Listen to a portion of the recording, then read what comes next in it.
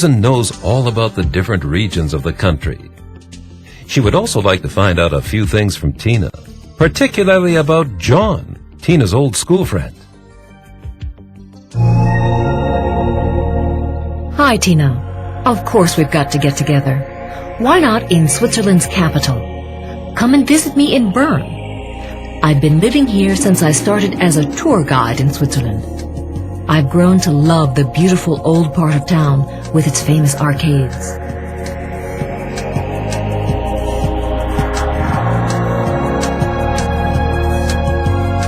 Or how about Geneva, the cosmopolitan city in the French-speaking part of Switzerland? You know, the seat of the Red Cross and the European headquarters of the United Nations.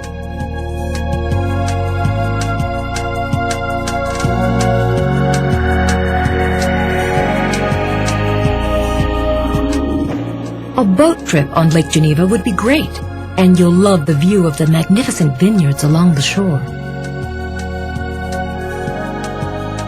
Do you still enjoy hiking? The Jura Mountains are perfect for that. Or we can simply relax and take the train along Lake Neuchâtel or Lake Biel.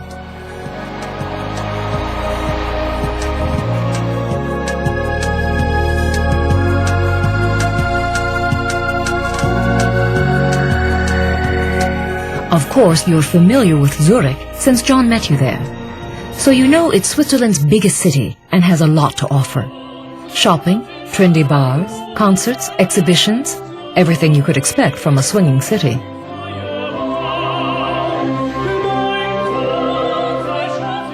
Basel is a sophisticated city with a special charm of its own.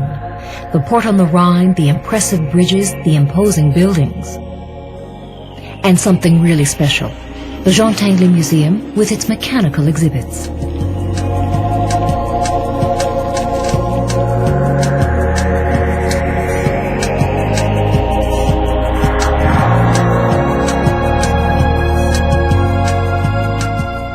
Tina, I'm sure you're familiar with Lucerne, with its world-famous Chapel Bridge and Mount Pilatus.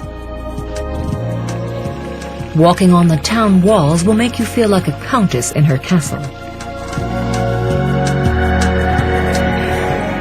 By steamer, we could cross Lake Lucerne to the Rütli, the birthplace of Switzerland.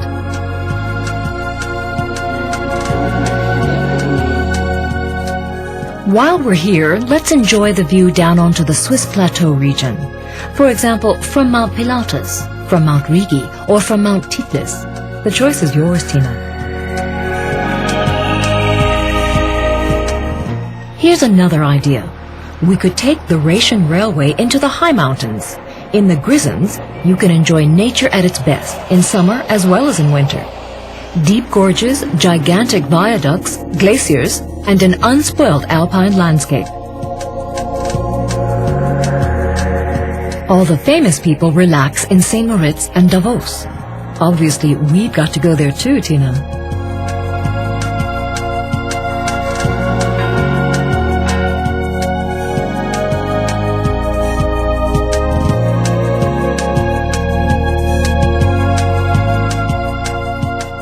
I can also recommend a trip to eastern Switzerland.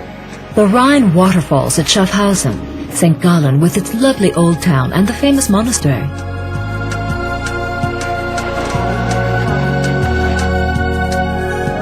And we mustn't forget rural Appenzell with its lovely hilly scenery.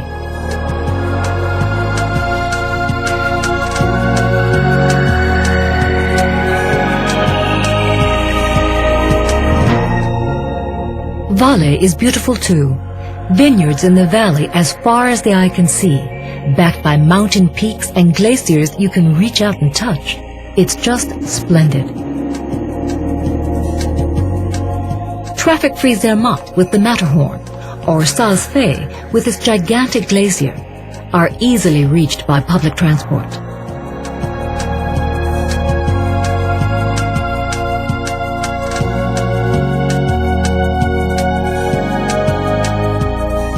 I'll bet you didn't know that palm trees grow in Switzerland. Well, they do. Just a few kilometers south of the magnificent glaciers and Alps. They're in Ticino, the Italian-speaking part of Switzerland.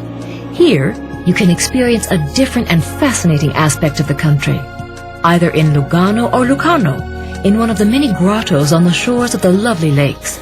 You'll soon be enchanted by the southern ambience. I was there last week with a group. It was like a dream.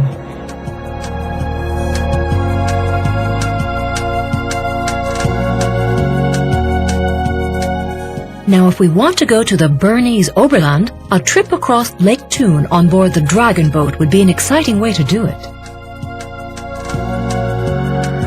From Interlaken, we could go straight up the Brienzer Rothorn, the Schildhorn, Jungfraujoch, or all of them together.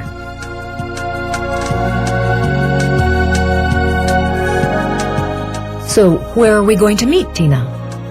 By the way, you must tell me more about John. You wrote that he is charming. Do I possibly know John? All for now. Susan.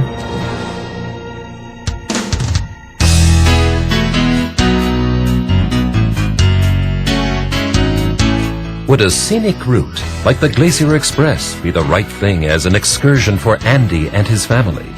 Have Susan and John met before? Stay tuned.